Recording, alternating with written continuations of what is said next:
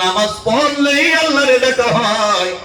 আমার আল্লাহ বলে বান্দা শুনো শুনো, ফাইযা কাদাইতুমুস সালাতা ফাযকুরুল্লাহ, চিৎকার দিয়ে বলুন সুবহানাল্লাহ।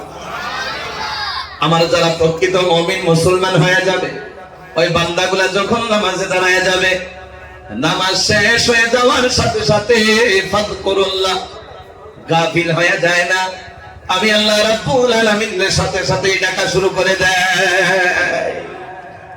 মানে কোন অবস্থার মধ্যে ডাকে বান্দা? তিন অবস্থার মধ্যে ডাকে। জোরে বলেন কয় অবস্থা? মানুষের জন্য অবস্থা তিনটা। জোরে বলেন কয়টা? আল্লাহ কালামুল্লাহ শরীফের মধ্যে বলে এই জায়গার মধ্যে দুই অবস্থা দেখায় দিব। নিজরে কোন আওয়াজ দিয়ে কোন দেখায় দিব? আল্লাহ রাব্বুল আলামিন বলে কিয়ামা ওয়া কুউদা ওয়া আলা জুনুবিহিম, বান্দা যখন দাঁড়ায় থাকে, প্রকার মানুষ জায়গা নাই, দাঁড়ায় আছে না নাই? জোরে কোন। আল্লাহ রাব্বুল আলামিন বলে বান্দা যখন দাঁড়ায় থাকে আমি আল্লাহকে ডাকে, বান্দা যখন বসে থাকে আমি আল্লাহ রাব্বুল আলামিনকে ডাকে। ওয়া আলা জুনুবিহিম, বান্দা যখন শুয়ে যায়, রাত 10টা হয়ে যায়, 11টা হয়ে যায়, এখন পর্যন্ত ঘুমায় নাই, বান্দা শুয়ে আছে খালি ঘুমায় নাই। আমরা এমন হয় কি হয় না? মানে শুয়ে থাকি ঘুমায় না। আল্লাহ রাব্বুল আলামিন বলে কামে কাজের মধ্যে তো আমারে ডাকে, বসতে গিয়েও ডাকে, বান্দা যতক্ষণ পর্যন্ত ঘুমাই না শুয়া শুয়াও আমি আল্লাহরে ডাকে। কোন সুবহানাল্লাহ।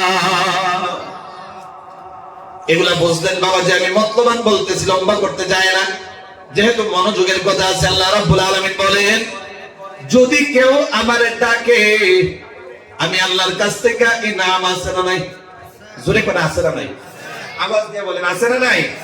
তাহলে মুসলমান ইমানদার, আল্লাহ রাব্বুল আলামিন বলে যারা আমারে ডাকবে আমি আল্লাহ রাব্বুল আলামিন ইনাম হিসাবে আমি কি দেয়া দেই শুনে নাও, শুনে নাও। আল্লাহ বলে ওয়াল্লাযিরিনাল্লাহা কাসীরাও ওয়াল্লাযিরাতি আ'আদ্দাল্লাহু লাহুম মাগফিরাতাও ওয়া আজরান আযীমা।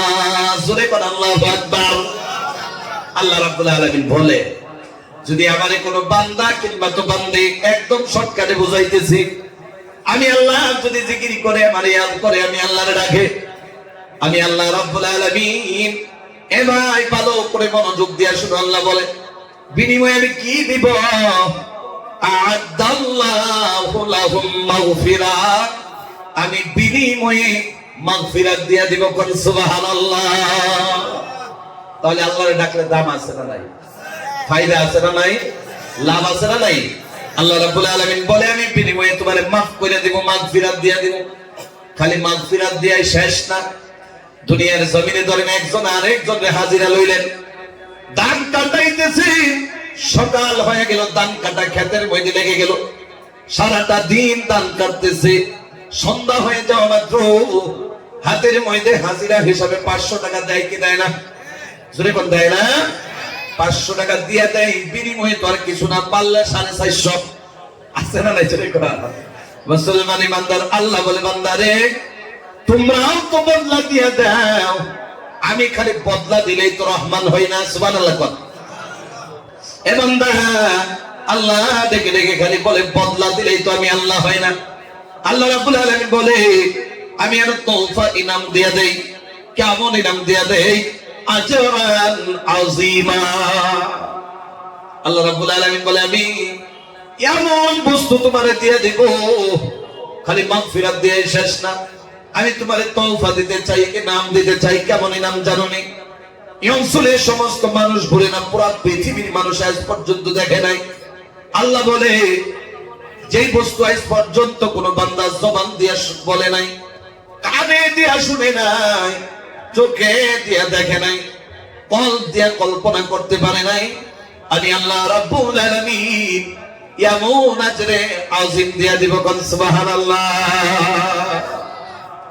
তাহলে 1 নাম্বার পয়েন্ট চলে গেল, আল্লাহরে ডাকলে ফায়দা আছে না নাই? আছে না? আছে না? তাহলে 1 নাম্বার পয়েন্ট চলে গেল, আল্লাহরে ডাকা। 1 নাম্বার পয়েন্ট কি জুড়ে কোন? একদম শর্ট করে দিতেছি রে ভাই, মনোযোগ নষ্ট করবেন না। 2 নাম্বার যে পয়েন্টটা রয়েছে, আল্লাহ রাব্বুল আলামিন বলেন